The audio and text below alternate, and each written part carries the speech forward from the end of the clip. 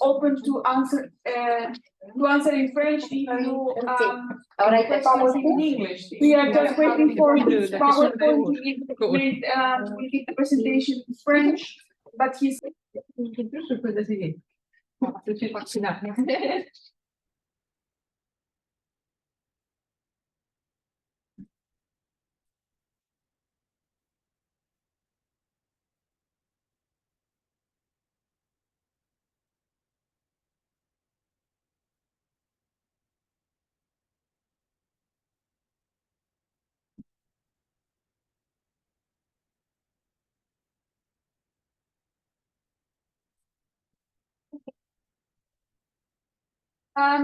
Julian, you have to indicate her when she moves down.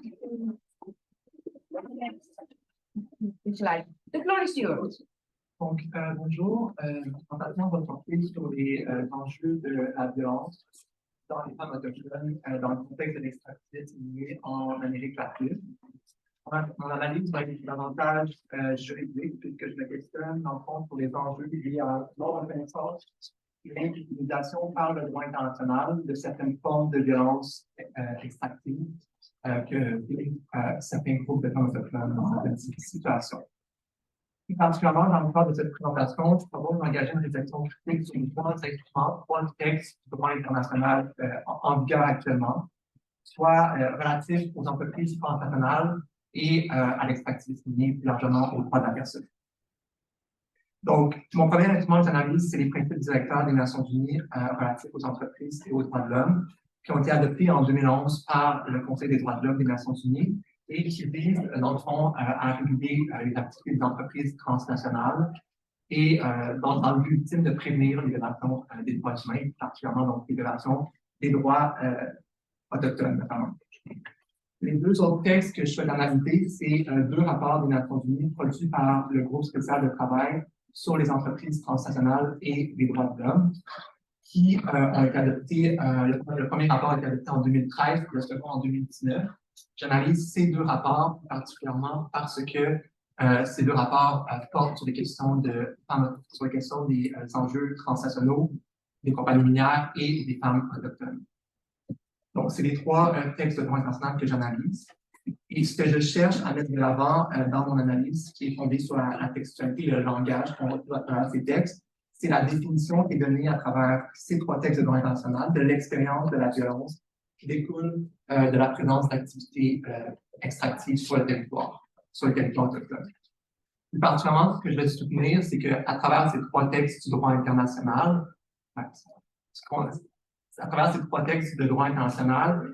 on a construit une vision extrêmement restrictive et sélective de diverses formes de violence qui peut être vécue sur les territoires autochtones. Et donc, d'une part, ce qu'on voit et ce qui apparaît dans les textes, c'est des violences qui sont très, très directes, donc physiques et à caractère sexuel, qui sont des violences extrêmement graves et extrêmement légitimes. Le but de la Fondation, ce n'est pas de légitimiser ces formes de violence, mais plutôt de mettre de l'avant que d'autres formes de violence restent carrément invisibilisées à travers ces textes de droit international. Donc, ces violences sont invisibilisées, je les qualifie de violences indirectes, particulièrement les violences socio-environnementales et spirituelles que subissent certaines femmes. Avant de commencer mon analyse sur ces trois textes de droit international, ce que j'aimerais, ça serait de présenter premièrement ma définition que je donne de l'extractivisme. Par la suite, une brève définition de mes deux concepts clés, soit les violences extractives directes et les violences extractives indirectes, ainsi que ma méthodologie que j'utilise. Donc, en ce qui concerne la définition de l'extractivisme, on retrouve souvent la définition qui est donnée par Eduardo Gudinas dans la littérature académique, qui réfère à l'appropriation de ressources naturelles en grand volume et à forte intensité, dont la moitié ou plus est exportée sous forme de matières premières. Cette définition est, dans le cadre de notre présentation, quand même reste limitée, puisqu'à notre sens, elle ne prend pas en considération les conséquences humaines et environnementales de l'extractivisme, et plus particulièrement des diverses expressions de violence, phénomènes de manifestation de violence qui en découlent. Pour cette raison, on a repris la définition de Francesco Durante Marcus Kroger et William Lafleur dans leur livre paru en 2021 intitulé How We Extracted Age, Expressions of Violence and Resistance, à travers lequel l'extractivisme est défini comme certes un système d'exploitation des ressources naturelles qui, par ses pratiques organisées dans le but de maximiser les bénéfices par l'extraction, entraîne dans son sillage la violence et la destruction. C'est une définition qui inclut donc, comme vous voyez, le principe et les expressions de violence et donc ils définissent comme un système de violence extractive et ils s'inspirent des écrits de David Harvey de 2003 basé sur le principe de système d'accumulation par dépossession, donc un système d'accumulation du capital par la dépossession notamment du territoire, du mode de vie, de la culture. Donc, dans leur ouvrage, ils ont une conception très large des conséquences liées à l'extractivisme, donc tant les violences directes que les violences indirectes. Et en ce qui concerne les violences directes et indirectes, donc je divise les violences extractives sous deux grandes catégories. Les violences directes, c'est des violences qui sont donc à caractère physique ou à caractère sexuel, qui sont pour moi, c'est très classique en droit international de reconnaître ces violences-là parce qu'elles sont perpétrées par un individu ou un groupe d'individus. Elles sont délimitées dans un espace spatio-temporel et les conséquences sont généralement visibles. Ces violences-là peuvent prendre... les conséquences peuvent prendre plusieurs formes.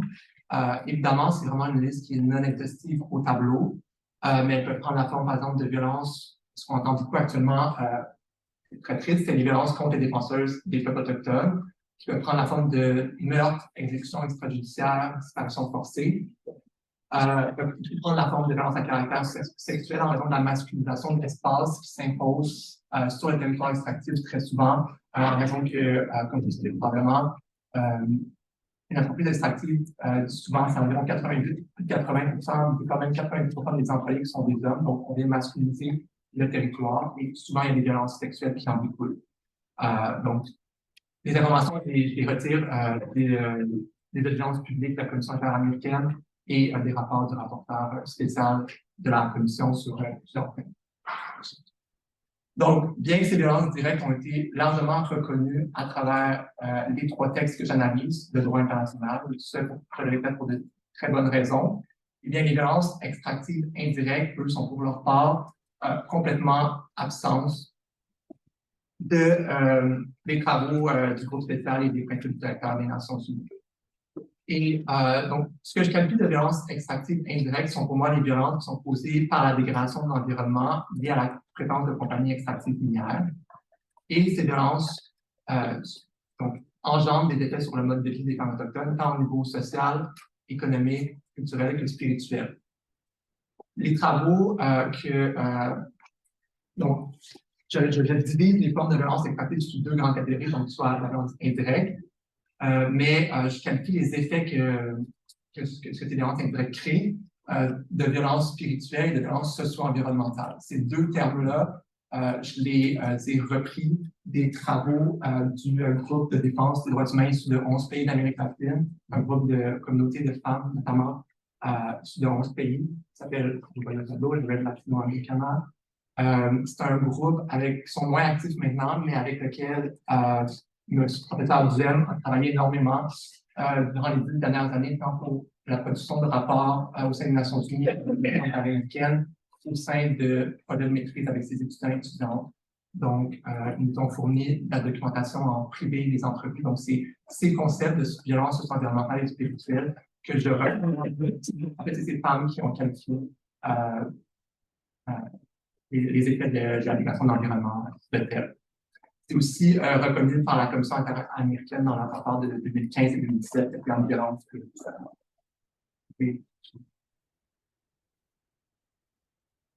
Donc, maintenant, ce qui concerne mon analyse juridique, par exemple, tout d'abord, en ce qui concerne les principes directeurs des Nations Unies, dont je répète, ont été adoptés en 2011 et ont été rédigés par le Canadien, professeur de la Lady School à Harvard, John Ruggie. c'est qu'à cette même époque, donc les rapports ont été, c'est durant la rédaction des versions préliminaires de ces principes directeurs en 2005 et 2011, d'autres comités des Nations Unies avaient reconnu durant cette période, de façon explicite, diverses formes de violence indirecte reliées à l'extractivisme. L'exemple que je donne ici, c'est par exemple en 2009, dans le rapport de plus de 250 pages intitulé State of the World's Indigenous People, produit par le département des affaires économiques et sociales des Nations Unies. On pouvait lire au premier paragraphe du chapitre intitulé Violence à l'encontre des femmes autochtones, ce qui suit. Je pense que le paragraphe est un peu long, mais on reconnaît explicitement, dans le fond, je le mets en gras, que la dégradation de l'environnement mène à des violences contre les femmes en raison justement du lien très fort avec l'environnement. Bien que, je comprends que ça va généraliser, mais il y a quand même une reconnaissance qui est explicite à travers les Nations Unies à ce même moment. Et une des principes clés aux Nations Unies, c'est qu'il y a une coopération et un dialogue entre les comités et les organes des Nations Unies. Ce qu'on remarque, par exemple, c'est quelques mois après l'adoption de ce rapport de 250 pages, eh bien, la version préliminaire en 2009 des principes directeurs ont été adoptés et aucune mention des effets différenciés que pouvait avoir la présence des entreprises sur les femmes était présente dans le premier rapport préliminaire des principes directeurs. En raison de cette absence, le Conseil des droits de l'homme a exigé dans sa résolution au rédacteur, à John Logie, d'intégrer une perspective de genre à travers ses travaux et porter l'attention particulière aux groupes les plus vulnérables. Donc, ce qu'on comprend, ça, c'est les femmes autochtones. En 2011, en sa version finale, John Logie a inclus une perspective différenciée dont on retrouve l'aspect principal au principe directeur numéro 7 des principes directeurs de 2011. C'est donc la seule reconnaissance que les compagnies transnationales, et donc dans notre contexte, les compagnies extractives, peuvent venir reconnaître certaines expressions de violence. Toutefois, l'expression de violence qui est reconnue dans ces principes directeurs, et qui sont encore en vigueur actuellement, c'est les risques de violence sexuelle contre les femmes en temps de conflit armé, et plus particulièrement lorsque les entreprises opèrent au sein de ces guerres. Ce qu'on doit comprendre là-dedans, c'est qu'à travers ce texte, la seule reconnaissance de violence liée, dans ce cas-ci, par exemple, à l'extractivisme, c'est les formes d'expression de violence contre les femmes, qu'elles soient seulement en temps de guerre. Donc, on ne prend pas en considération qu'il existerait d'autres formes de violence liées aux compagnies transnationales, tant les violences sexuelles et physiques qui arriveraient au quotidien à l'extérieur des conflits armés, tant les violences environnementales, par exemple, spirituelles, qui arriveraient au quotidien. Ce qui est intéressant aussi, c'est qu'à partir de 2011, les rapports du groupe spécial ont été adoptés en 2013 et 2019, comme je vous disais, les deux rapports qui concernent les droits des peuples autochtones et les compagnies transnationales. Et leur objectif dans ces rapports, ce qui est écrit explicitement, je le mets dans le travail, c'est l'approche intersectionnelle qu'ils voulaient aborder pour prendre en considération justement les effets différenciés. Mais ce qu'on retrouve, c'est une absence encore d'une forme des diverses manifestations de la violence liée à l'extractivisme. Les deux seules, bien qu'elles sont, je répète encore, très légitimes, sont les violences sexuelles et physiques qu'on retrouve à travers ces textes. C'est un texte, je répète, sur les droits des peuples autochtones et aucune forme de violence liée à, par exemple, l'environnement est représentée et illustrée dans ces textes. Selon moi, une telle interprétation par le groupe spécial conduit à une subtile hiérarchisation des droits humains, en vertu de laquelle la violence ne peut être qu'attribuable à une violation des droits fondamentaux, soit le droit à la vie et le droit à l'intégrité physique, qu'on retrouve à l'article 6 du Pacte international relatif aux droits civils et politiques, ce qui exclut de facto les violences indirectes, attribuables généralement aux violations des droits sociaux, économiques et culturels que vivent les femmes autochtones, très généralement, sans faire de généralisation, plus sur une base quotidienne. Le recours à une hiérarchisation normative mène à concevoir les violences indirectes comme des enjeux de second plan qui apparaissent davantage comme une conséquence, une fatalité de l'extractivisme qu'à une violence à laquelle le droit doit répondre par une sanction immédiate, comme c'est le cas, même si c'est loin d'être parfait, pour les violences qui sont atteintes à l'intégrité physique et à la vie de ces personnes. Cette hiérarchisation des normes apparaît aussi contraire aux principes fondamentaux d'invisibilité, d'interdépendance et d'universalité de l'ensemble des droits humains prescrits à la Déclaration et le Programme d'action de Vienne de 1993. à travers lequel on peut lire au paragraphe 5 et changer. Que tous les droits humains sont universels, indissociables, interdépendants et intimement liés, que la communauté internationale doit traiter des droits, la communauté internationale de les Nations Unies doit traiter les droits de l'homme globalement de manière équitable et équilibrée sur un pied d'égalité et en leur accordant la même importance. Donc, pour moi, pour finir, il y a vraiment une vision dichotomique que les droits humains observables à travers les travaux du groupe spécial en forme de développement d'un agenda des Nations Unies relatif aux entreprises transnationales et aux droits humains, fondé sur une expérience unidimensionnelle de la violence et une perspective très sclérosée. Ça a été très difficile. Je trouve que c'est très facile pour un comité de reconnaître, pour finir, les violences quand elles sont perpétrées par des individus.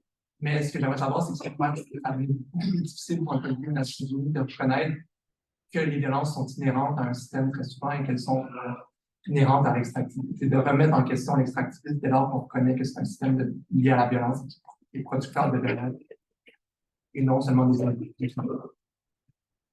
Merci.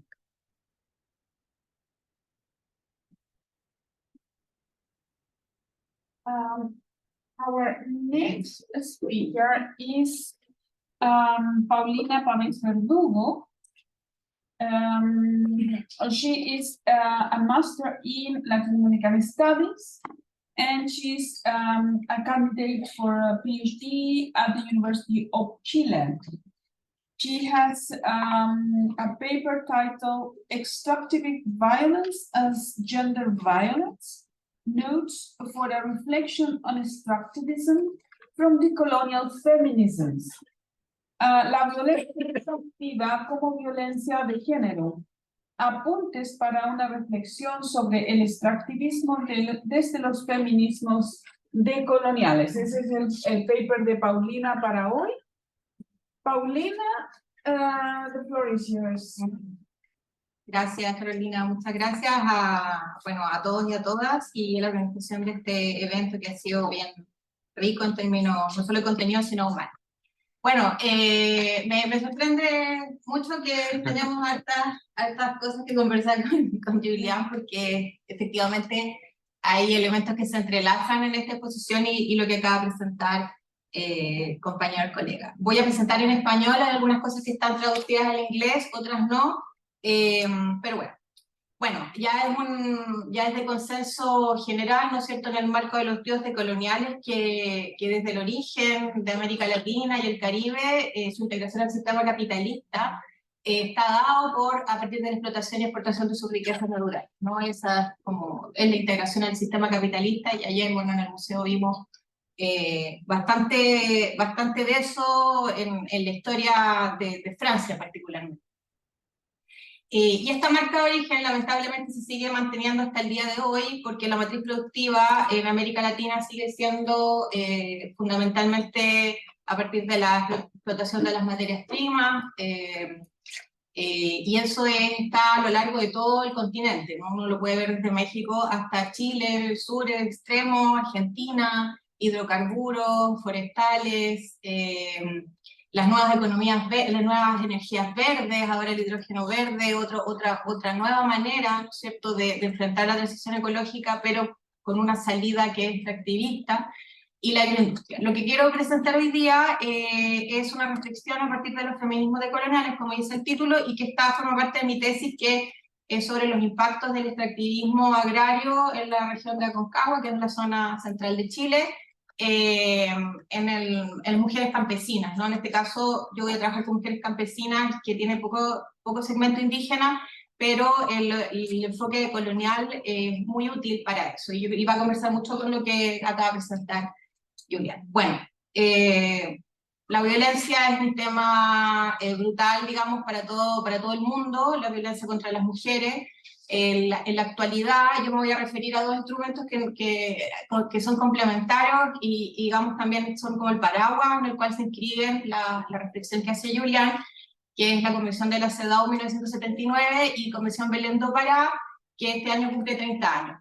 No voy a entrar al texto de la convención, pero sí recalcar que el año pasado, la siguiente por favor, El año pasado, en la... ¿eh? ¿Quién está poniendo? No sé. ¿Quién avanza? Sí, avanza solo. Avanza solo, sí, es verdad. Bueno, el año pasado, del 11 al 13 de septiembre, se dio la tercera marcha mundial de mujeres indígenas en Brasil, que reunió a más de 8.000 mujeres indígenas de diversos sectores. Y uno de los temas centrales fue que mantener, ¿no es cierto?, la socialización de la recomendación 39 del Comité General de la CEDAW, en donde de alguna manera se pone de manifiesto la necesidad de que en la misma CEDAW se incorporen los distintos tipos de violencias que hay, vinculadas a la racialización, al racismo, a la discriminación a las mujeres y a los distintos tipos de violencia. Entonces ahí uno ve cómo los instrumentos de alguna manera no están 100% armonizados, sino que están en un camino a la armonización. Es un reclamo que hacen las mujeres indígenas en esta convención. Bueno, ¿se puede avanzar o está automático?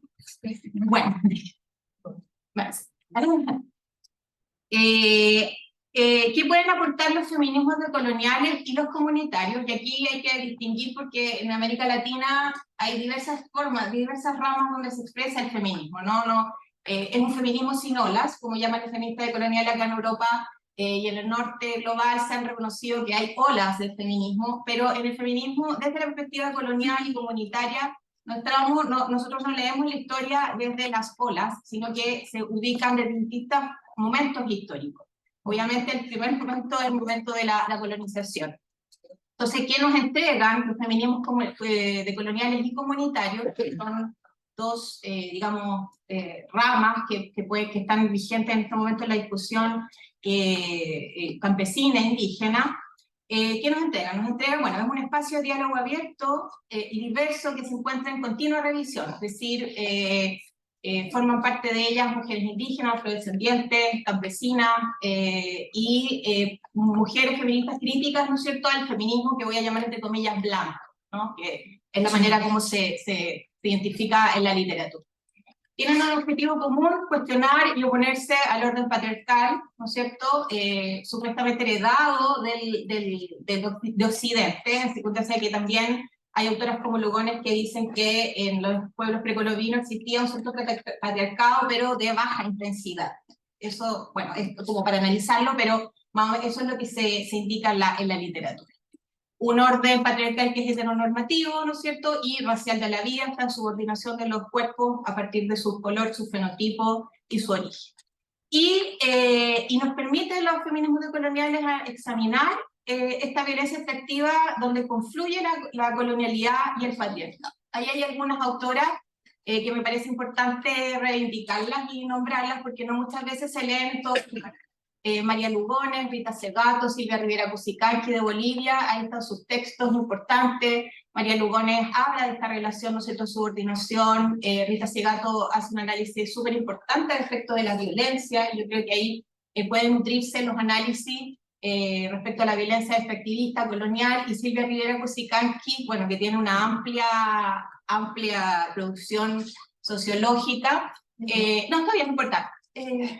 Avanza solo. Sí, bueno, no importa. Y Silvia Rivera Cusicanqui, que ha trabajado mucho con documentos legales, ¿no es cierto?, identificando ciertos elementos que vienen de los códigos civiles que fueron heredados en el siglo XIX y que tienen una grande raigambre colonial y que en el fondo permiten entender cómo se distribuyen las tierras, el poder en este momento de la actualidad contemporánea en la región. La siguiente, por favor.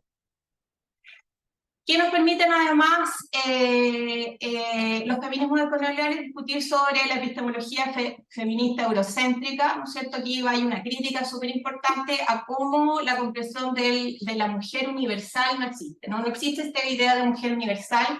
Esta es una categoría que subsume a otras categorías, resistencias y saberes de las mujeres no blancas, indígenas y negras o afrodescendientes. Las realidades son diferentes, por ejemplo, si uno piensa Perdón. Si uno piensa en el uso, pensando por ejemplo en la mujer del mundo árabe, el uso del velo, el uso de la burka, cómo Occidente lee ese gesto, ese símbolo, esa práctica, es muy distinta cuando uno escucha a las personas a definir el uso de estas ropas, ¿no? Lo mismo pasa con las lecturas que se hacen respecto de las mujeres indígenas y afrodescendientes respecto a prácticas que pueden parecer completamente fuera de los derechos universales de las mujeres, que sin embargo no son criticadas dentro de las mismas comunidades. Otro elemento que nos permite el feminismo decolonial es la crítica interna, ¿no es cierto? Porque dentro de América Latina también hay una copia de la matriz eurocéntrica del feminismo, y lo que hace y las autoras hablan del feminismo burgués y mestizo, ¿no es cierto? Yo soy mestiza, trato de salirme un poco de ese frame, ¿no es cierto? Es que construya una otra diferente. Entonces, dentro de una otredad se construye otra otredad subordinada que vendría siendo esta mujer indígena afrodescendiente. Entonces, dentro de una noción de ciudadanía urbana, se construyen ciertos derechos, ciertas formas de vida que no incluyen subjetividades que son tremendamente diversas. Entonces, la lectura decolonial nos hace constantemente estar mirándonos de cómo nosotros en nuestras prácticas académicas y prácticas políticas vamos construyendo categorías que subsumen y se comen a otras categorías sin escuchar, sí, invisibilizando, sino. Bueno, hay una crítica al feminismo blanco, ¿no? Eso es Yudelki Espinosa Millosa. La siguiente, por favor. Entonces, de todo este corpus, ¿qué podemos rescatar para entender el tema del extractivismo? Y el primer concepto que me parece más interesante y el más importante es el concepto o la noción que forma parte de una nueva ontología. En Europa se conoce el giro ontológico, ¿no es cierto? Pero acá está una ontología que es propia del pueblo originario, o sea, no hay ningún giro. O sea, hablar de giro en América Latina sería ya una práctica colonizadora.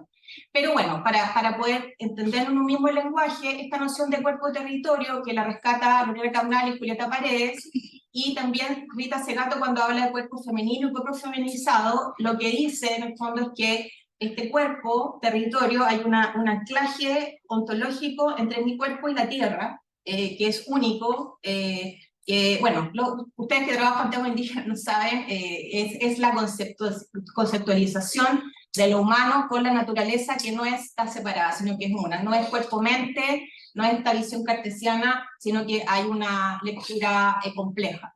Entonces, ¿qué van a decir ellos? Que este cuerpo-territorio va a ser el espacio crucial de la contradicción del capital, o sea, ahí se va a dar, ahí va a ser la batalla por estos cuerpos y estos territorios donde los bienes comunes, el agua, los ríos, las montañas, son parte, ¿no es cierto?, de estos cuerpos. Y no es por eso, no por nada, son las mujeres indígenas las que en su mayoría, no en total, las que han salido a defender y están en primera línea a defender sus espacios territoriales. Luego, otra cosa importante del feminismo decolonial es que hay una conexión política importante entre las académicas y el activismo, no está separado eso, ¿no? Entonces hay conocimiento que se construye fuera de la academia y que de alguna manera las académicas activistas lo tomamos con mucho cuidado, porque ahí podemos entrar en una nueva relación extractivista, muy difícil de escapar también de eso, pero hay una relación entre la construcción en el espacio activista, territorial de la vida diaria y lo que se de alguna manera traduce al mundo académico. Entonces, son activistas y académicas a la vez. Y el último elemento que nos permiten los feminismos decoloniales es que entender que la colonización de los modos de producción profundizan, en fondo, la subordinación de las mujeres respecto de los hombres, es decir, esta relación extractiva, colonial, patriarcal, obviamente profundiza todo lo demás. La siguiente, por favor. Otras autoras, bueno, ya las nombré, Julieta Paredes, Lorena Camnal, y la última que aparecía ahí era Astrid Ulloa. Ella es una antropóloga que trabaja temas de feminismo territorial, es súper importante en el tema en Colombia, bueno, y ya se expandió a América Latina porque trabaja con este concepto de cuerpo-territorio para entender las luchas territoriales de las mujeres, distintas mujeres de distintas etnias en Colombia. Su investigación es muy interesante y recomiendo mucho verla, a mí me encanta y soy súper fan de, bueno, de todas ellas, en verdad. La siguiente, por favor. Entonces, ¿cuál es la propuesta en el fondo? Tomando en cuenta esta noción de cuerpo-territorio, y me parece súper importante dialogar con Julián respecto a esta violencia directa e indirecta, porque la propuesta, digamos, de este paper es que habría tres violencias, ¿no? Una violencia física, que están todas escritas en el cuerpo-territorio, pero que para poder reducirlas a un lenguaje más académico uno podría decir que hay una violencia física, una violencia económica y una violencia epistémica, ¿no? La violencia física está muy vinculada a lo que señalabas tú respecto a las violaciones, violencia sexual, amenaza de violación, etc. La violencia económica no me voy a referir porque no alcanza el tiempo, y la violencia epistémica tiene que ver con lo también que señalabas tú respecto a los conocimientos ancestrales, la apropiación de los territorios donde hay árboles sagrados, ríos sagrados, y aquello no solo rompe, ¿no es cierto?, la relación de las comunidades con sus tierras, sino que genera daño psicológico, físico y muy fuerte, digamos, en estas comunidades y en las mujeres en particular. La siguiente. Entonces, y con esto voy cerrando porque quiero tomar un concepto que es de Rita Segato. Rita Segato, bueno, y también aparece un poco nombrado por otro autor que citado Julián. Ella habla de que los regímenes coloniales tienen una forma de expresar la violencia que ella denomina violencia expresiva. Entonces dice que es un tipo de violencia que no es instrumental, sino es un medio para expresar o comunicar la dominación y el control de sujeto, comunidad o institución sobre otro. Es decir, lo que busco es la espectacularidad de la violencia. No solo dañar por castigo, porque quiero generar un acto espectacular, ¿no es cierto?, que comunique y que asuste finalmente a las comunidades para que se retrotraigan y no reclamen y en el fondo desocupen los territorios, permitan que entre el capital y que puedan, en el fondo, ¿cómo se dice? No es adaptarse, es asimilar ciertas formas de trabajo nuevas, etc. Entonces, esta noción de violencia expresiva dice, por ejemplo, Segato puede estar súper claro en esta idea de los femicidios extractivistas. ¿Sí? ¿Se puede avanzar, por favor? Bueno, ahí aparecen varios que señaló Juliano, las voy a repetir, la siguiente. Y el femicidio extractivista, y acá traigo un caso paradigmático en el sur de Chile, que es el asesinato de Flalamian Macarena Valdés, ¿no es cierto? Ella era una activista ambientalista que supuestamente se suicidó en el año 2016, encontraba su cuerpo, voy a decir una imagen dura, colgada en su casa. Ella reclamaba contra una hidroeléctrica de origen austriaco, ¿sí? Suizo-austriaco, que estaba instalando en Panguipulli, en el río, en Panguipulli, y ella, bueno, era defensora del medio ambiente y amanece un día en estas condiciones, ¿no? Su hijo estaba en presencia de esta escena, y se han realizado investigaciones. El marido de ella, que posteriormente muere en un accidente el año 2022, o sea, circunstancias súper extrañas, ha hecho una demanda muy fuerte para que se revise el caso. Se trajo peritos internacionales que puedan revisar cada una de las pistas. Todavía no se concluye, pero lo que genera, ¿no es cierto?, este asesinato, bueno, es un alto levantamiento en Chile, pero al mismo tiempo se paraliza el avance de la hidroeléctrica, pero es una muestra, así como el asesinato de Berta Cáceres, cómo digamos, esta industria extractiva y todo lo que está alrededor, que puede haber mucha corrupción, buscan modos de violencia para poder instalarse y seguir extrayendo, ¿no? Entonces,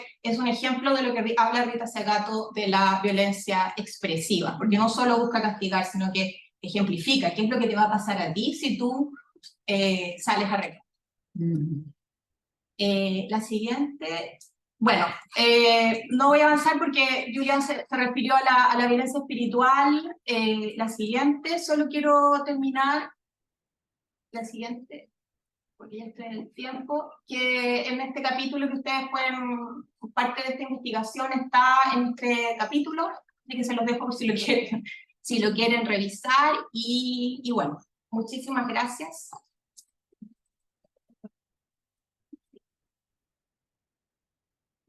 Muchísimas gracias por tu presentación, Paulina. Ahora ponemos a... Es que tengo tantos PowerPoints acá. Bueno, tenemos, no, no es el. Tenemos entonces a Julie Boucher. Julie Boucher es un estudiante de doctorado de Ciencias Jurídicas de la Universidad de Carleton en Ottawa, en Canadá. Tiene un máster en criminología de la Universidad de Montreal. Sí. Y ha efectuado, ha hecho investigación de los pueblos autóctonos y la violencia en el norte de Quebec. I shall say this in English. Philippe Boucher is a student of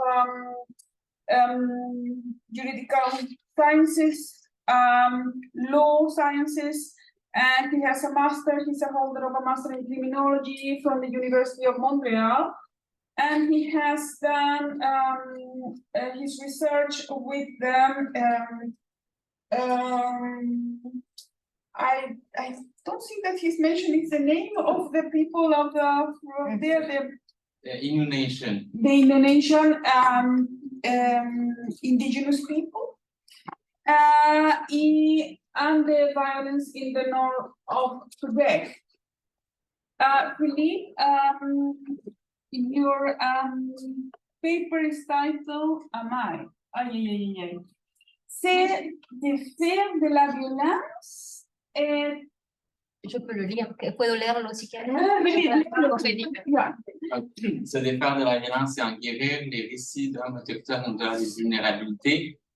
So basically, to stop violence in order to heal, and I'm talking about the stories of indigenous men beyond vulnerabilities. Yeah, well, the translation is, I was thinking about that, but the song, what does it mean with that? It doesn't include that win, but yeah. Well, that's for the conversation after that. The floor is yours. Okay, thank you very much. Translation is good also on your side? Okay. It's Awesome. mostly working in Awesome. 3 languages, so feel free. That's perfect. Okay, so I'll present it in French because the PowerPoint's in French. Donc, se défaire de la violence en guérir, les récits d'hommes autochtones au-delà de vulnérabilité. Donc, comme ça a été dit, je m'appelle Philippe Boucher. Et puis, dans le fond, c'est les résultats de ma maîtrise en criminologie que j'ai fait à l'Université de Montréal. Même si en ce moment, je suis étudiant au doctorat en études juridiques à l'Université Carleton à Ottawa. Et puis, dans le fond, ma maîtrise s'inscrit dans un projet plus large qui est dirigé par Mylène Jacot à l'Université de Montréal et René Brassard à l'Université Laval, qui sont en collaboration avec la Maison communautaire Missinac à Québec, le Conseil de la Nation Atikamekw et le Cree-Men Gathering. Et puis, mon mémoire, finalement, c'est des entrevues que j'ai faites auprès de 6 hommes autochtones, mais qui s'inscrivent dans cette recherche plus large. Donc, je vais commencer par une petite introduction, parler un peu des objectifs de la présentation, mentionner comment s'est passé le terrain de recherche, puis parler plus concrètement de la parole des hommes qui nous ont parlé finalement de comment ils ont réussi à mettre fin à la violence conjugale. Donc, l'idée, c'est d'avoir leur récit de vie, leur trajectoire et puis leur histoire. Puis, c'est cette image-là que j'utilise un peu à travers la présentation. Donc, pour moi, ça représente 6 personnes. C'est un peu les 6 hommes que j'ai rencontrés qui d'une certaine manière, ils sont ensemble, se rassemblent, mais ils ont aussi des chemins différents, des histoires différentes qui, à certains moments, peuvent se recouper, peuvent être similaires, mais peuvent être aussi différentes. Ça fait penser aussi aux rivières qui remontent dans le territoire de la nation Innu, de la nation Naskapi. Et puis, c'est une artiste Innu, Ingrid Déter, qui a fait cette œuvre. Donc, les constats principaux, finalement, c'est que, au Québec, donc une des provinces du Canada, parmi les crimes violents qui sont rapportés à la police, ce serait 25% de ces crimes qui sont commis en contexte conjugal. Donc, on parle d'une violence qui est présente, qui est dénoncée aussi dans plusieurs cas. Et puis, les personnes qui sont victimes, en fait, les personnes autochtones sont davantage victimes que les personnes allochtones. Donc, selon des recensements de Statistique Canada, ce serait 54% des hommes autochtones et 61% des femmes autochtones qui ont été victimes de violences en contexte conjugal dans leur vie. Donc, on parle quand même de la majorité des personnes dans les communautés. Et puis, somme toute, peu de recherches qui ont été faites par rapport à l'arrêt de la violence conjugale, puis encore moins par rapport aux réalités des hommes autochtones. Donc, c'est pour ça que j'ai voulu mener cette recherche-là. Et puis l'objectif, c'est ça, de partager ma réflexion sur les récits de guérison, puis un peu de décentrer la discussion au-delà des vulnérabilités, donc de prendre en considération ces vulnérabilités, mais de se questionner puis de voir comment ces hommes-là ont réussi à surmonter finalement ces vulnérabilités-là, et puis de présenter les résultats de cette recherche-là qui visait avant tout à décrire, analyser l'arrêt de la violence conjugale. Donc, on a parlé un petit peu en fait déjà, mais donc j'ai fait des études surtout à Montréal, un peu en Finlande aussi dans le cadre d'un échange d'étudiants en études arctiques, et puis aussi sur le plan professionnel, eh bien je fais aussi des rapports GLADVI qui sont des rapports pour les autochtones dans les tribunaux criminels, donc au moment de la sentence, et puis j'agis aussi comme conseiller et consultant en matière de justice pour la nation. Puis avant, juste pour clarifier certaines choses qui sont peut-être un peu plus spécifiques au Canada, donc le terme autochtone, en fait, il englobe 3 groupes distincts au Canada. Donc, on parle des Premières Nations, des Métis et des Inuits. Donc, les Inuits, c'est un peuple au nord du Canada qui a une histoire qui est quand même spécifique puis qui est un peuple distinct. Le peuple Métis aussi qui est distinct puis qui serait issu d'un métissage entre européens et puis autochtones plus dans l'ouest du pays, puis qui ont formé finalement leur propre nation, mais après le début de la colonisation. Les Premières Nations, finalement, c'est le reste des communautés. On va aussi, dans les termes gouvernementaux, parler d'Indiens, de statuts indiens, de réserves indiennes. Donc, c'est les termes qui sont utilisés dans la loi sur les Indiens au Canada. Donc, ça a été mentionné là, dans une autre présentation un peu plus tôt aujourd'hui, mais c'est environ 5% de la population qui est autochtone au Canada. On parle de plus de 50 nations, 600 communautés, Premières Nations, 53 communautés inuites, puis 8 Métis Settlements. Mais il faut comprendre aussi que environ la moitié des personnes autochtones vivent à l'extérieur des communautés. Donc, il y a aussi une réalité urbaine qui est très présente. Puis, dans ce contexte-là, c'est le tiers des personnes qui sont en prison dans les prisons fédérales, donc pour des longues peines de plus de 2 ans, qui sont autochtones. Donc, on a vraiment une surreprésentation des personnes autochtones en prison au Canada. Puis au Québec spécifiquement, c'est aussi le cas. Donc, ça serait 2% de la population qui est autochtone au Québec, mais en prison, donc dans ce cas-ci, le chiffre, c'est pour les prisons provinciales, donc pour les peines un peu plus courtes, donc moins de 2 ans, c'est 7% des personnes incarcérées qui sont autochtones. Il y a certains groupes, comme les Inuits, qui sont encore plus surreprésentés là, par rapport aux autres communautés autochtones. Donc, pour vous donner une idée, ça, c'est la carte du Canada, puis chaque point représente les communautés autochtones. La grosseur des points, c'est une carte par rapport aux locuteurs, donc les gens qui parlent des langues autochtones, mais ça montre quand même l'étendue des communautés et la grosseur des communautés.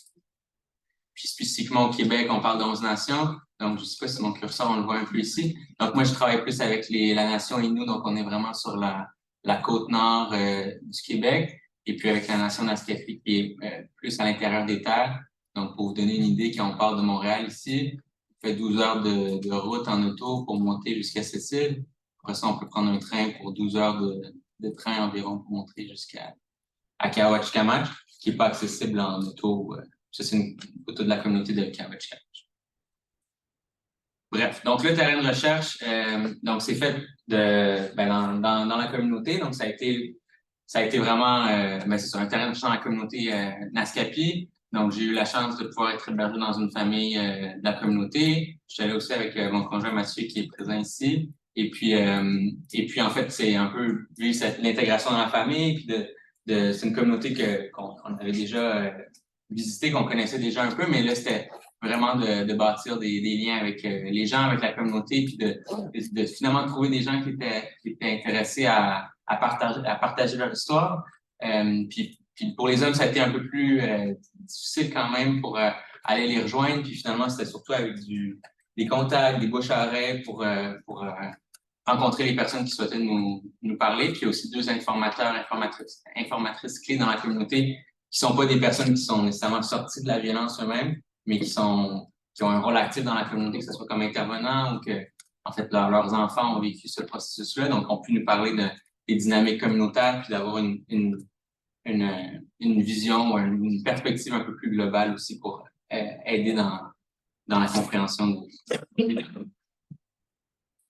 Donc, si on parle un peu plus de ce que les hommes nous ont dit, en fait, quand on leur demande, quand je leur demandais, la majorité des hommes, quand je leur demandais comment êtes-vous sortis de la violence, comment ça s'est passé, mais rapidement, la plupart disaient, il faut mettre en contexte, il faut avant de parler comment on en sort, il faut comprendre de où ça vient, en fait. Puis c'est à ce moment-là qu'ils parlaient des contextes coloniaux avec les institutions coloniales, comme les pensionnats autochtones, comme la loi sur les Indiens que j'ai mentionné tantôt, mais aussi les enjeux communautaires, les effets de ces politiques coloniales-là sur la communauté qui engendre des violences familiales, des victimisations que la plupart ont vécues à l'enfance, qui engendrent des problèmes relationnels, identitaires, liés à la consommation, alcool, drogue. Donc, par exemple, un des participants qui parle de lui, finalement, quand il était enfant. Il dit qu'un enfant se sent seul, quand il se fait maltraiter, tu n'as plus confiance en toi, tu vis la colère, ça sent n'importe quoi, n'importe comment, l'errance, l'alcoolisme. Donc, pour lui, c'est vraiment la manière qu'il a vécu ça. Puis c'est important pour lui vraiment d'en parler puis d'expliquer de où ça vient, parce qu'en fait, c'est en comprenant d'où ça vient que lui a pu agir pour pouvoir mettre fin à cette violence-là. Puis les dynamiques de violence, en fait, c'est pas monolithique non plus. Donc, il y a certains hommes qui vont avoir un rôle plus prédominant d'auteur, donc ils peuvent être victimes à certains moments au sein du couple. Donc, en tant qu'adultes, dans leur couple, ces deux hommes-là, Mounis Atnan, sont surtout auteurs, mais aussi victimes. Dans certains cas, quand on leur demande les niveaux de violence, c'est à peu près équivalent autant victimes qu'auteurs. Et puis, dans ce cas-ci, c'est tous des hommes dans des relations hétérosexuelles. Donc, leur conjoint aussi peut avoir des comportements violents à certains moments. Puis, il y a un des hommes que lui, en fait, était uniquement victime, donc il a un profil quand même différent. C'est ça, qui a un parcours aussi assez différent. Ce qui ressort quand même quand on leur demande, quand ils nous parlent de l'arrêt de la violence, ils réfèrent beaucoup à des événements. Donc, le terme de bifurcation était choisi parce que dans les discours, on réalise qu'il y a quand même certains événements qui ont un effet assez direct ou qui vont vraiment avoir une déviation sur leur chemin. Donc, on parle, par exemple, d'interventions judiciaires. Donc, pour 3 participants, les interventions judiciaires ont un impact important. Puis, la plupart ont vécu plus qu'une bifurcation. Donc, c'est pas nécessairement un seul événement qui est vécu, mais plusieurs événements au fil de leur parcours. Donc, une arrestation ou une incarcération, pour certains, va avoir un effet vraiment déstabilisatrice. Donc, il va y avoir une prise de conscience qui va être liée à cette incarcération-là. Dans d'autres cas, c'est les séparations. Donc, les séparations, à la base, on a peut-être l'idée que la conjointe met fin à la relation, mais finalement, la plupart des hommes aussi, c'est eux qui mettaient fin à la relation, que ce soit qu'ils découvrent l'infidélité ou même il y en a un qui avait peur d'être lui-même violent. Donc, la séparation, ça peut aller dans les deux sens. Dans les deux sens, elle peut avoir une prise de conscience aussi plus générale. Puis, il y a un des hommes il n'y a eu aucune séparation, donc il est toujours resté avec la même conjointe. Donc, la séparation n'est pas une condition obligatoire non plus à l'arrêt de la violence. Dans un autre cas, en fait, il y a une séparation avec la conjointe, mais ils sont revenus ensemble après que l'homme a eu un cheminement personnel qui a apporté des changements à sa vie puis à arrêter la violence, finalement. Puis dans d'autres cas, ce que j'ai appelé les expériences révélatrices, mais on parle plus par exemple, d'une cérémonie ou d'une conversation avec quelqu'un qui va amener une prise de conscience, un questionnement identitaire ou un éveil spirituel. Donc, une expérience révélatrice. Puis, ce qui est important aussi, c'est que ça s'inscrit dans un contexte de déstabilisation. Donc, il y a un contexte plus large où est-ce qu'il y a un épuisement. Et puis, c'est à ce moment-là que ces événements-là peuvent avoir un effet dans le parcours des gens.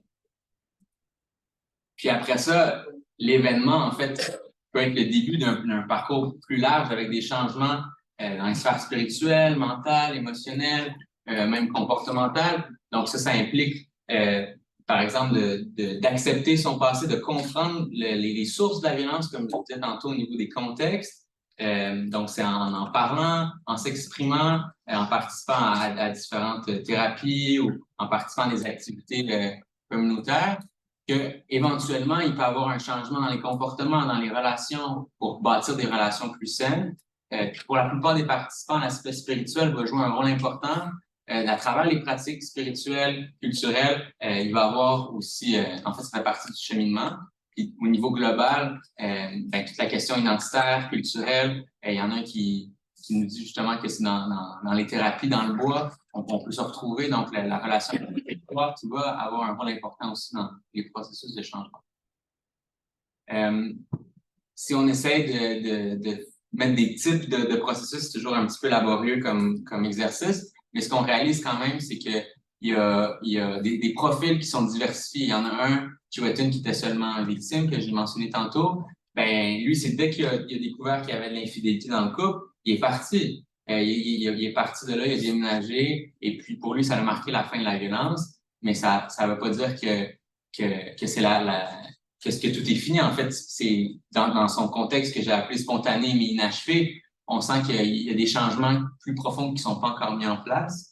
Tandis que dans le deuxième cas, le processus plus constant et efficient, c'est un contexte où est-ce que la personne, elle va vivre des changements très importants, elle va vivre l'itinérance, elle va vivre des difficultés, mais c'est à la suite d'une thérapie religieuse, finalement, donc avec la religion, qu'elle va arrêter la consommation, puis les changements vont être stables dans le temps. Donc, un processus qui est un événement spécifique. Puis le troisième, qui est le profil plus commun, en fait, parce que là, on a des allers-retours entre l'arrêt de la consommation, un retour de la consommation, même chose pour la violence, et les allers-retours. Donc, un processus qui va durer environ 15 ans entre le premier événement et le dernier événement de bifurcation que j'ai appelé tantôt. Puis dans ces cas-là aussi, la culture autochtone jouait un rôle plus important dans ces processus-là. Donc, des profils très distincts qui montrent cette diversité-là au sein de la communauté.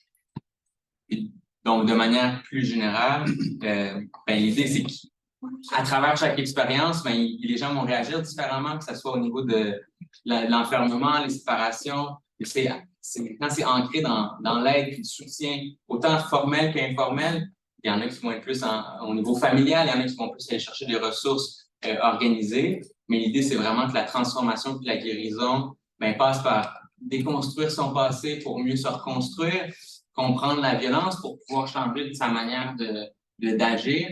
Et puis finalement, le rôle de la communauté peut avoir une incidence souvent positive, mais parfois négative aussi. Donc, c'est de naviguer à travers ces tensions-là aussi. Puis, ce qui ressort de ça aussi pour la pratique, c'est qu'il y a un besoin d'avoir des approches qui sont spécifiques aux hommes autochtones puis aux couples, parce que certains couples qui désirent rester ensemble, mais souvent, il va manquer de services pour ces personnes-là.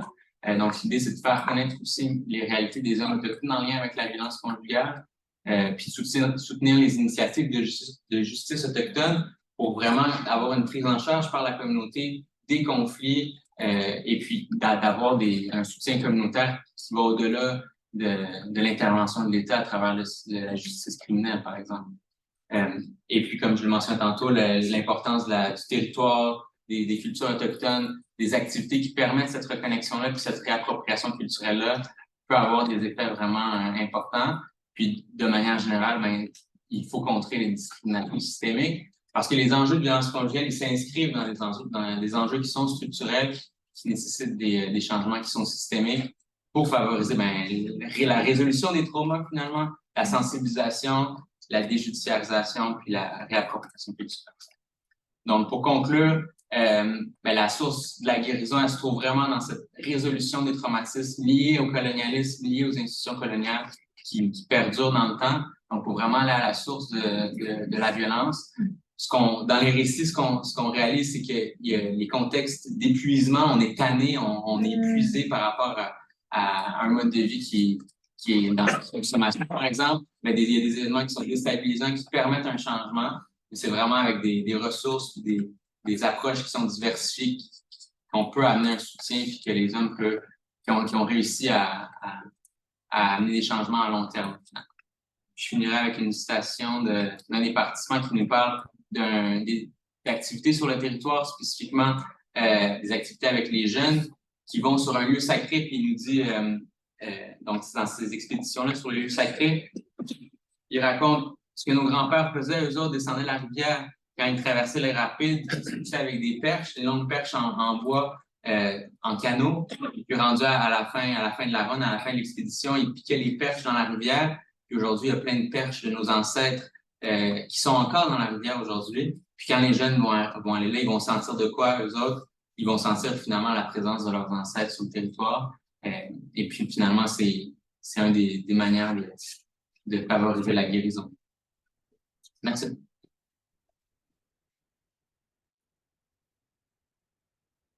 Okay, so the next stage is for Leslie. Leslie Cloud is the discussion of this panel today.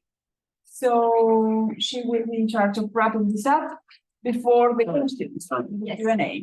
I'm sorry, and for organizational reasons, I'm not sure if the two of you could join as we sort of meant to do from the beginning on. That's where the tables were placed in a very specific way. So people will also benefit from your, yes. people attending online would also benefit from your I don't from want your to see experience or something. in front of the presenters. Huh? I don't want to Sorry? see No, yeah, there are sit people. in front of the presenters because the presenters Yeah. are the most important thing here. not As the- well, yeah. And why don't we put a table would- here? I would rather Not, but we sit can at put the side, on Zoom and speak yeah, in front of rather us. sit at the table. Podemos hablar en nuestro Zoom. Thank you. And also, this is being recorded, everything, so I think it would be nice to be, I mean, you can obviously opt out, but I think it would be good. But that's the word of the presenter. Okay, well, that. Definitely. Thank you.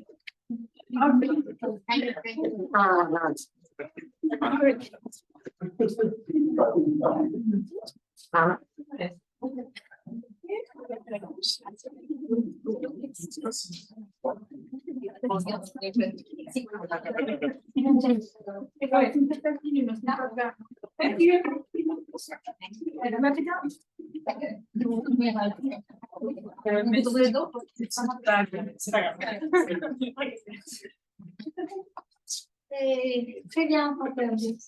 Merci donc à tous pour ces trois passionnantes présentations. Donc, ça va être assez, mes commentaires vont être assez brefs. Donc, de très riches présentations qui insistent évidemment sur les violences de genre et l'approche intersectionnelle, mais aussi sur le fait que les violences en fait sont à plusieurs échelles et plusieurs dimensions.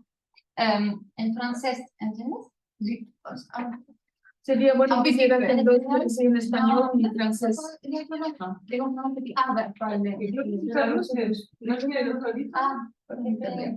Je vais faire les dans les...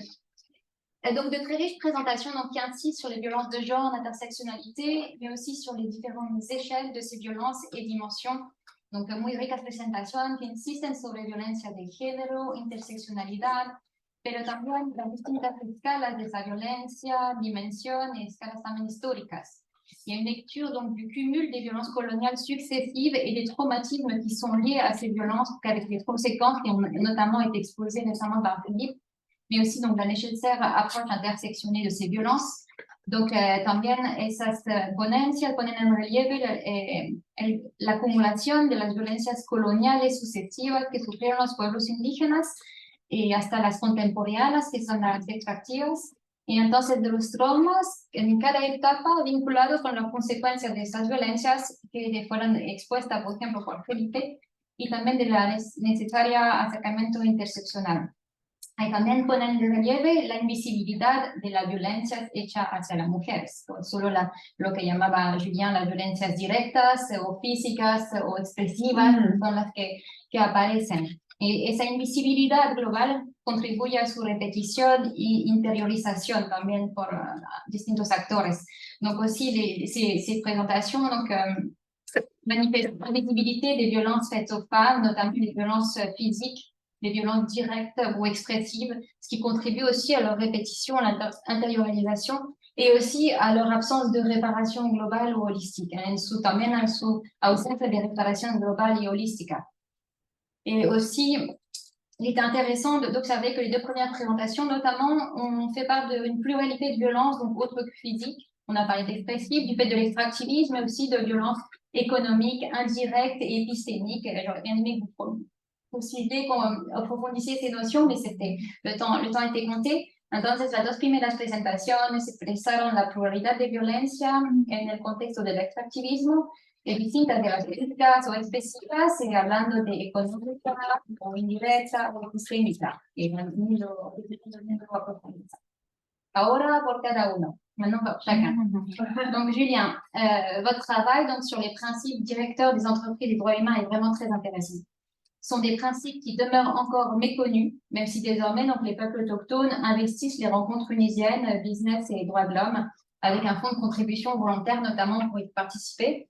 Entonces, subrayaba que en el trabajo de Julien, su trabajo sobre los principios directores de las empresas y de los derechos humanos es muy interesante. Realmente a mí me interesó mucho.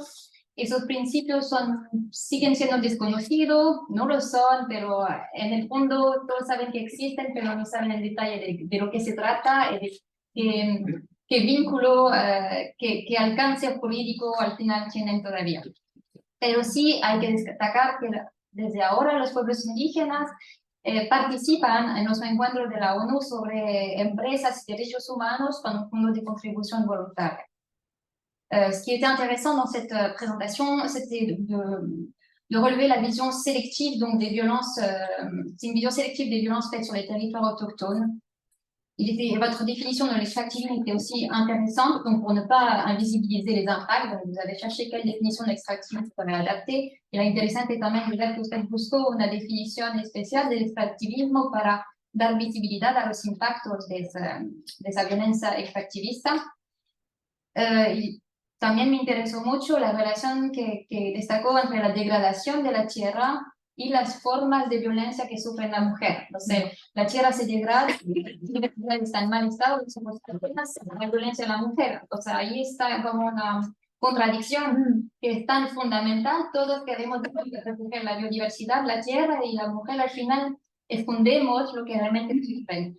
Et donc, ce qui est important, c'est comme vous avez vraiment souligné que la dégradation de la terre, des rapports constatent que la dégradation de la terre est proportionnelle aux violences faites aux femmes, et ce qui interpelle quand on sait que donc, toutes ces communications pour protéger la biodiversité et encore ce peu de moyens donnés pour rendre visite les violences faites aux femmes, et notamment vous montrer que malgré tout ces développements de la Commission interaméricaine et d'autres rapports n'étaient pas pris en compte dans les principes. Y aussi también el peligro de la invisibilidad de las violencias indirectas, porque, claro, la violencia indirecta, siendo invisible, no se visibiliza la interacción entre la violencia invisible y visible. Y la interacción es que cada uno agrava a la otra. Y entonces en la reparación también hay que tomar en cuenta esos peso y contrapeso. Entonces eso también es muy grave en el ámbito de la reparación. Et donc aussi, ce qui est intéressant, c'était de souligner le danger donc, de l'invisibilisation de ce que vous appelez les violences indirectes, car invisibiliser les violences indirectes, cela aussi invisibilise les impacts de chaque violence et invisibilise aussi l'impact, c'est justement que chaque violence qui n'est pas réparée aggrave la violence. Donc les violences indirectes aggravent et enracinent les violences directes et vice-versa. Et donc, cette absence de lien, de visibilité de ce lien et l'existence des violences indirectes fait que les réparations ne sont pas du tout adaptées avec des conséquences transgénérationnelles. Alors, j'ai quelques questions, mais vraiment, je voudrais les partager après avec les... Je ne sais pas si je pose les questions tout de suite à chacun. Si vous la pregunta. No, primero haces el resumen y después El haces las resumen. preguntas. D'accord. Donc, ça, c'était pour l'instant ces éléments-là. Je sais que vous n'avez pas développé sur l'importance de la jurisprudence de la Commission de la Cour interaméricaine, mais dire qu'il y avait d'importants développements pour montrer la visibilisation possible de la violence faite aux femmes par l'intermédiaire de la jurisprudence. Y Paulina, bueno, me gustó mucho, pero tengo que confesar que estoy menos cómoda con su temática, que no es que es nueva porque sí conozco, pero nueva porque no la trabajo. Entonces, para mí es fantástico, muy interesante. Sí, tengo unas preguntas. Y entonces, lo que tenía más eran preguntas. Entonces, le voy a dejar abierto nomás. Ce que j'indiquais, donc, c'est que j'ai beaucoup aimé la présentation de Paulina, mais comme c'est un travail que je ne travaille pas beaucoup sur cette question du féminisme ou du corps territoire, alors que je devrais. Je suis moins à l'aise pour discuter, mais en fait, la présentation m'a semblé très intéressante, mais j'avais cependant des questions. Et les questions qui m'avaient interpellée, c'était par exemple la relation entre l'académie et l'activisme, la relation entre l'académie et l'activisme. Et donc, je me demandais en qué medida esos conceptos estaban presentes en el proyecto de constitución chileno. Y también, en qué medida hoy día se encuentra esa noción en la implicación de la relación violencia cuerpo-territorio en materia extractiva, en qué medida se presenta ante los tribunales, o cómo se retoma en las experticias pericias antropológicas. Je me demandais aussi dans quelle mesure ces notions corps-territoire, dans quelle mesure on retrouve ces notions et surtout l'implication des relations donc violence corps-territoire en matière extractive devant les tribunaux, donc en une action en justice, notamment dans le cadre des expertises anthropologiques. Et je me demandais aussi, mais c'est peut-être de l'ignorance, donc les limites du féminisme décolonial pour rendre compte des violences ressenties par les femmes autochtones, et bien ressenties. Est-ce qu'il y a eu des réponses autochtones et de femmes autochtones au féminisme décolonial?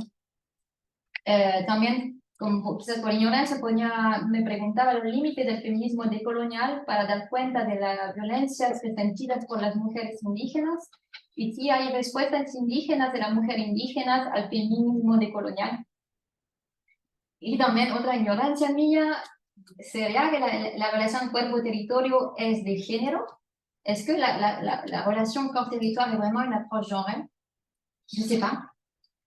En fin, se puede hablar hablo de violencia expresivas, pero hablando de las violencias físicas, y yo me preguntaba si se podía hablar de violencias extractivistas como al territorio también como violencias expresivas. Sí, no son, entonces yo quiero decir que son las preguntas que me surgieron a mí, pero no decir que hay que contestarla. Pero como yo no hice comentario a su ponencia, mi mirada exterior es que eso me sugirió, pero no para que me responda, porque todos vamos a abrir la pregunta. Ese como mi comentario es y sí, pero largement. Et maintenant, et donc en français, je crois que je ne l'ai pas dit, donc j'ai fait quelques questions, commentaires, mais ce n'est pas des questions pour qu'elles répondent, mais c'est juste pour comprendre les interrogations qui peuvent surgir dans un intérieur sur. Je ne travaille pas ces notions-là. Savoir si est-ce que. Mais je crois que j'avais traduit, hein. Est-ce que la. Oui, j'avais traduit. Ouais. Et maintenant, donc, pour Philippe, j'ai aussi beaucoup aimé cette recherche qui me parle beaucoup. D'autres me parlaient, mais celle-ci aussi me parle parce que. Alors, tout d'abord, je la trouve très pertinente, en tout cas de ma connaissance novatrice. Je trouve qu'elle est inspirante pour d'autres recherches et aussi qu'elle peut être inspirante pour des mécanismes de guérison d'hommes autochtones qui sont dans des situations de violence et qui soit ne l'assument pas ou n'osent pas franchir le pas vers la guérison ou des mécanismes de guérison. Et ce travail et surtout ces expériences, le partage de ces expériences peuvent redonner confiance pour affronter justement la violence et ne pas avoir honte. J'aurais été intéressée, mais pareil, pas une question obligatoire, sur l'origine de la recherche, parce que je sais qu'elle s'inscrit dans une recherche plus globale avec d'autres enquêtes menées. Et ce qui m'a beaucoup interpellée, parce qu'on parlait de succession de violences coloniales et donc de succession de traumatismes, et précisément, vous savez très bien qu'il y a des préjugés, et on dit l'addiction, les autochtones peuvent être alcooliques, les autochtones sont violents, et sans rechercher en fait aussi des origines à ces violences. Et les personnes autochtones, justement, disaient, mais nous, dans notre culture, en fait, on n'est pas comme ça. On ne comprend pas ce qu'on a, on nous traite comme si on était malade. Et il y a eu donc des recherches sur ce type de traumatisme, des autochtones qui ont fait des recherches et ont considéré qu'il y avait certains traumatismes historiques et qu'il fallait les comprendre, en fait, pour vraiment guérir ces addictions à l'alcool ou ces violences. Et ils ont estimé que, par exemple, les personnes qui avaient été dans les pensionnats autochtones, il y avait des syndromes spécifiques aux pensionnats autochtones. Et parmi ces syndromes, il y avait justement il y a des syndromes au niveau identitaire, communautaire, familial et communautaire et individuel. Il y a des addictions, ne pas en fait, aucune auto-estime et ne pas prendre soin de soi, pas avoir notion du danger. Et donc, l'addiction, automutilation et tout ce qui peut passer. Et ce qui m'a interpellée, donc aussi impact au niveau familial, les ruptures générationnelles, les ruptures des problèmes de parentalité. Et ce qui était intéressant, c'est que dans ces traumatismes historiques, on sait que les traumatismes historiques, il y a une transmission transgénérationnelle. Et donc, pour juste m'arrêter, donc la seule question peut-être que je vous poserai, c'est est-ce que il y a des mécanismes de guérison, en fait, sont aussi mis en place pour les enfants, pour les autres générations, en fait, qui suivent ces personnes, dès lors que ça risque de se transmettre et que chacun a besoin d'avoir une compréhension du phénomène. Et merci à tous les trois. Gracias, Leslie, por tus comentarios.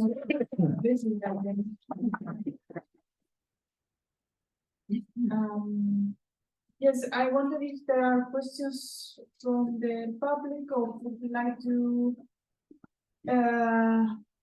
respond to Leslie because she made questions for you instead of comments. If the public wants to ask, please raise your hand. We still have something like 15 minutes to discussion.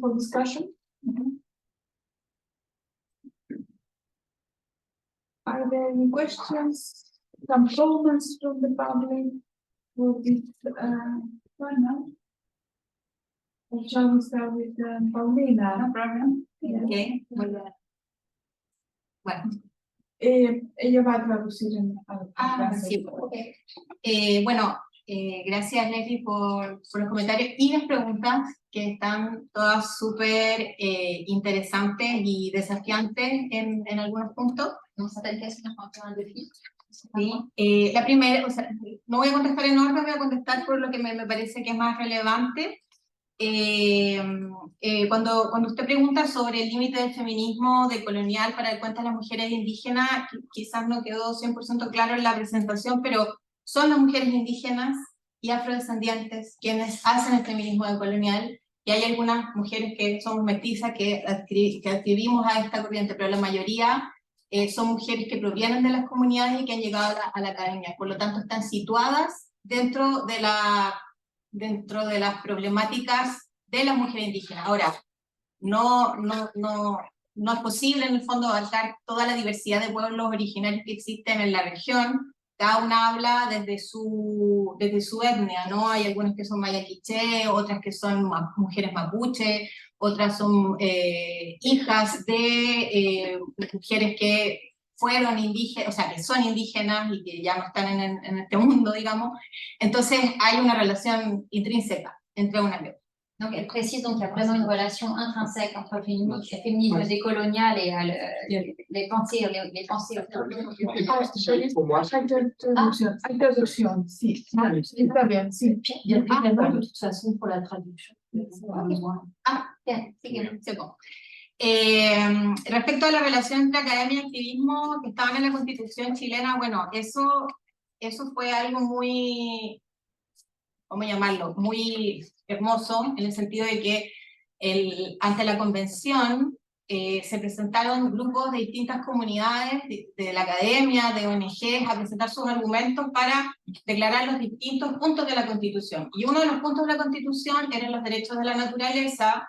Habían una vertiente de respeto a los pueblos originarios con todas sus demandas, o sea, y ahí fueron representantes tanto de las comunidades de los pueblos originarios chilenos, que no solo los mapuches, sino que están aymaras, comunidades yaganes, o sea, ancestros, ¿no? que tuvieron en sus ancestros comunidades yaganes. Entonces fueron a reclamar a la convención sus puntos, ¿no? Que querían que estuvieran en esta carta. Por lo tanto, fue una diversidad de actores de la academia, grupos étnicos, juristas, y también asesorados por juristas académicos a presentar argumentos.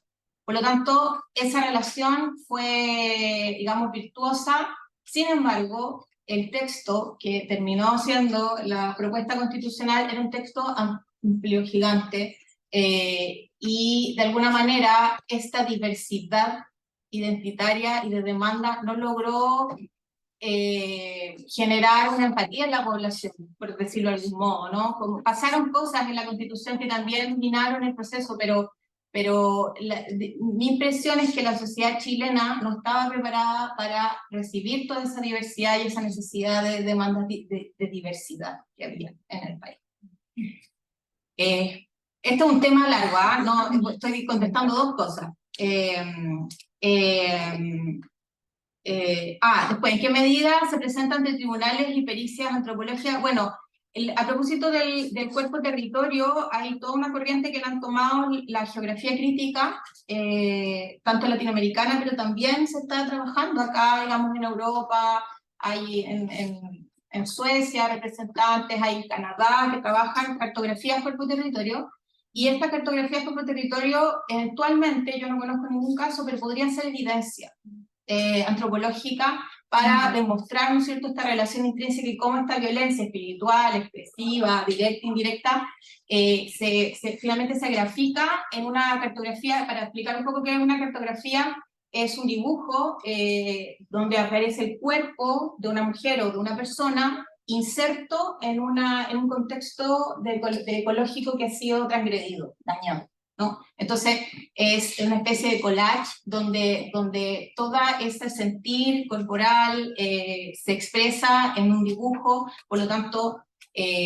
no es solo racional, sino que está la emoción también, y daños en distintos niveles. Entonces, eventualmente podría ser, y a mí me parece que es una herramienta tremendamente potente para mostrar estos tipos de violencia. ¿Y en qué medida el cuerpo y género? Bueno, no es que el cuerpo sea, que el cuerpo... La relación. Sí, es que no significa en el fondo, si lo entendí bien, que cuerpo, territorio, género sea igual a mujer. No, no es una relación, sino que es la perspectiva de género en el sentido de que lo corporal vendría siendo, lo corporal, lo emocional, lo vinculado a la naturaleza vendría siendo mucho más cercano a una lectura, comillas, femenina, ¿no? Entonces, en ese sentido es una perspectiva de género, porque una perspectiva patriarcal o masculina va a fijarse en los documentos escritos versus, por ejemplo, la tradición oral, va a fijarse en otro tipo de dimensiones que son comillas, porque todo esto en comillas es más racional. Entonces el cuerpo territorio vendría estando en otro lugar que obedece a otro tipo de racionalidad, y ese otro tipo de racionalidad podría entenderse desde digamos, los parámetros que tenemos actuales en la academia como una visión desde el género. Eso. No sé si conté. ¿Comentarios, preguntas del público? No. De pronto solamente una pequeña, no sé, para Corina, si conoces un poco el trabajo que está haciendo la JEP, la Jurisdicción Especial para la Paz en Colombia. Están trabajando afectaciones a pueblos étnicos y en especial en lo que llamaron el macrocaso 2, un caso territorial de la región de Nariño, sur de Colombia, en cuanto al pueblo Awá.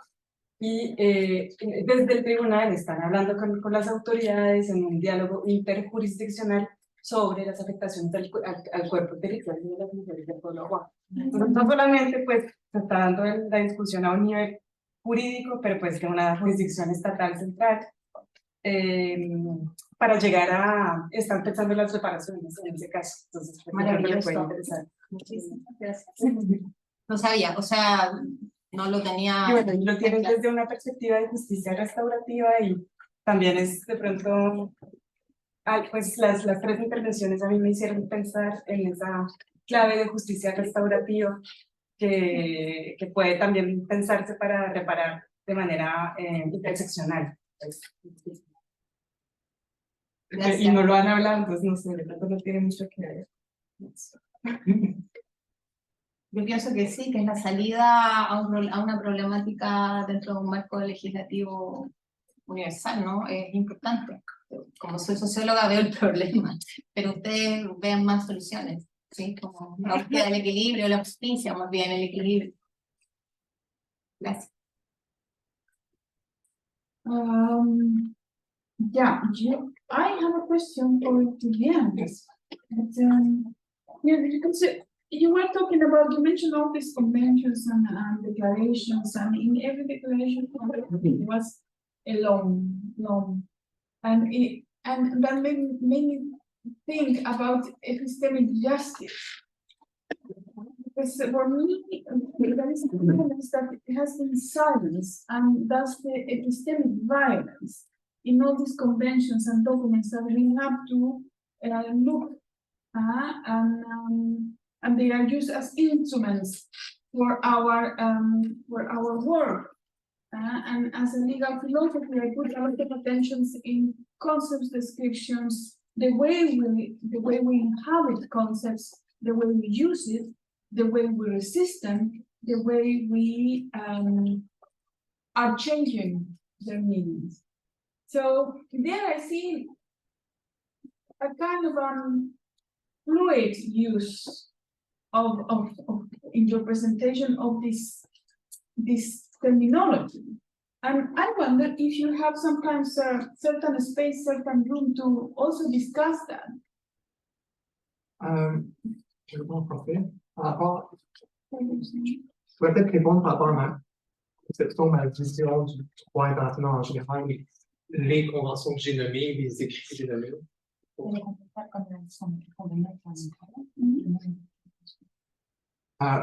Moi, la conception des principes directeurs et plus largement des rapports comme outil du droit international, comme langage du droit international, c'est dans une perspective critique du fait que le droit international invisibilise pas juste des violences, mais aussi des histoires. Et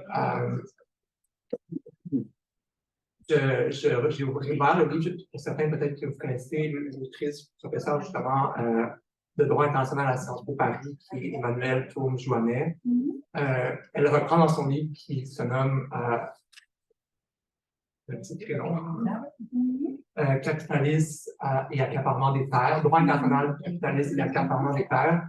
Elle cite dans sa préface l'historienne américaine Scott, qui dit que l'histoire n'est pas le déroulement déterministe d'une succession de faits en vue de la réalisation d'une fin à venir. L'histoire est une série de possibilités, dont certaines se sont concrétisées par l'élimination des autres. Pour moi, l'histoire de ces quotidiennes, sans généralité, parce que j'ai peut-être d'expérience terrain, mais pour moi, le droit international, à travers cet instrument, est très souvent dans l'histoire, à partir du siècle des Lumières, par exemple, avec John Locke, sur la question de la terre et la possession de la terre selon le travail que les gens. Mais pour moi, cette invitation de la violence est aussi une invitation de certaines histoires contemporaines que ces femmes vivent. Dos traductores que están online. Tenemos, sí. Oh, ¿cuántas personas? Dos traductores que están online en línea. Pero yo no lo We have tengo. translation channels, so you can just.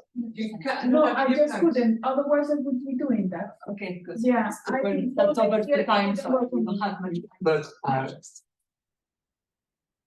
Personne n'est connecté. moi, They are bored. pour moi, si je veux revenir au système interaméricain, la Cour interaméricaine a fait depuis 2001 dans l'affaire Wasconi des avancées considérables dans leur conception du territoire, depuis l'article 21. Mais selon moi, ils ne sont pas allés dans leur interprétation de la violence. Ils ont une interprétation encore très, très restrictive de l'article 2 de la Convention du Benelpara. Yeah.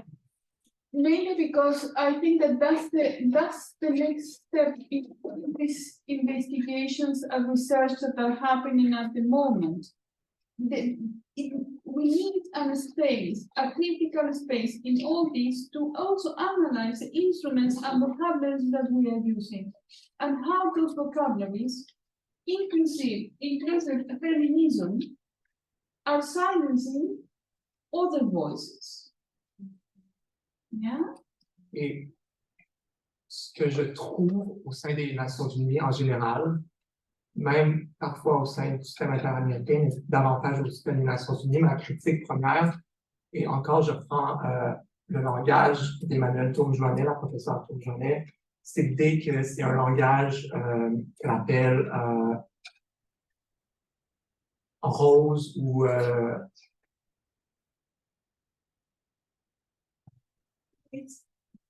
un langage que les Nations Unies utilisent, par exemple, beaucoup l'intersectionnalité dans leur vocabulaire. Mais pour moi, utiliser l'intersectionnalité, c'est un langage qui ne peut pas, une approche intersectionnelle ne peut pas être neutre.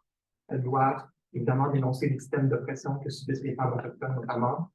Et aux Nations Unies, à travers les textes que j'ai analysés, et ce qui est clair, c'est qu'on dénonce les incapacités structurelles des États d'Amérique du Sud, mais on dénonce jamais l'incapacité que les violences proviennent d'un système beaucoup plus grand libéral capitaliste. Le terme capitalisme libéral n'est jamais apparent dans les écrits de ces rapports, dans les principes directeurs. On ne remet jamais en question un système beaucoup plus grand.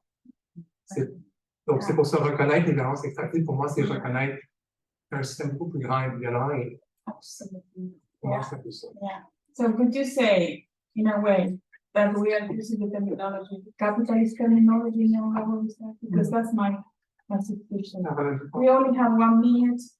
I think it'd be great if you want to extend it a bit, I suppose that's fine if it's not 30 minutes. Pour revenir rapidement sur ce qui a été dit là, dans les commentaires, mais par rapport, c'est intéressant la relation avec les enfants, en fait, parce qu'effectivement, pour certaines personnes, en fait, les enfants ils vont avoir eu certains enfants pendant qu'il y avait encore de la violence conjugale, puis il y a certains enfants qui ont élevé pendant qu'il n'y avait pas la violence, puis eux-mêmes vont expliquer comment la relation avec les enfants va être différente. Et puis justement, dans certains cas, ils vont vouloir transmettre ça à leurs enfants, transmettre leur parcours de guérison, puis les impliquer, bon, peut-être pas autant directement que ça pourrait être possible. Souvent, ça va être des thérapies qui sont individuelles. C'est rare qu'on commence à en voir un peu plus parce qu'on peut inviter des gens de la famille ou même des enfants. Surtout le Nunavik, une ressource pour les Inuits, par exemple, ça s'appelle l'histoire civique, qui ont vraiment des espaces pour les familles, qui peuvent amener les enfants, il y a des cours pour les enfants qui sont donnés, donc ils manquent pas l'école, finalement. Il y a l'école dans le centre de guérison de thérapie. Donc, il y a des approches un peu plus comme ça, communautaires ou familiales qui commencent, mais on reste quand même dans des ressources qui sont plus individuelles, parce qu'on est sur un modèle thérapeutique aussi avec les 12 étapes. Donc, ça, c'est tout ce qui est le modèle alcoolique anonyme, qui est un modèle aussi qui ne convient pas à tout le monde. Donc, il y a différentes. C'est ça, il y a une diversité d'approches, mais clairement, on gagnerait à avoir des approches qui permettent d'être en tant que couple, en tant que famille, avec les enfants. Et puis, c'est peut-être ce côté-là qui est encore difficile au niveau intergénérationnel. Ces ruptures-là sont encore vives, même si certaines personnes réussissent à favoriser ces lignes.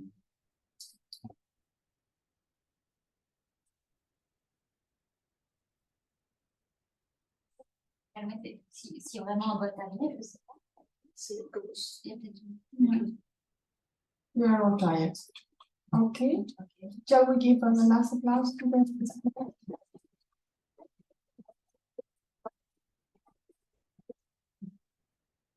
Merci.